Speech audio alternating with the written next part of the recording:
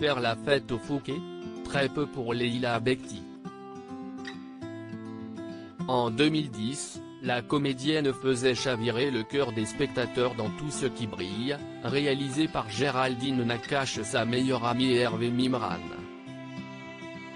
Un film pour lequel elle décrochera l'année suivante le César du meilleur espoir féminin, une récompense qui a marqué le début de sa désormais longue carrière au cinéma.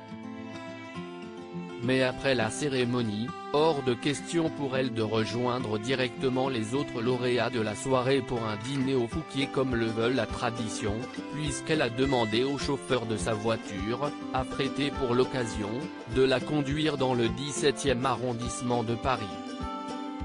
J'avais toutes mes amies d'enfance qui avaient regardé la cérémonie à la maison, CIST, des filles que je connais depuis l'âge de 9 ans, qui m'ont accompagné dans les plus grandes épreuves de ma vie, et je me disais qu'un fait CIST avec elle que j'avais envie de partager tout ça, confiait Leïla Bekti sur le plateau de C'est à vous, mercredi 22 septembre.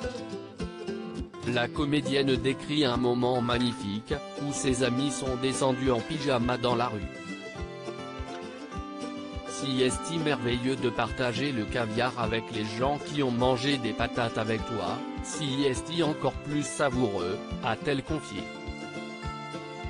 Leïla Bekti, fidèle à ses origines malgré le succès tandis qu'elle est aujourd'hui l'un des visages du cinéma français, Leïla Bekti confie volontiers n'avoir jamais renié ses origines, de son enfance à Issy-les-Moulineaux en passant par ses amis qu'elle connaît depuis des années, et qu'elle n'a jamais renié malgré le succès.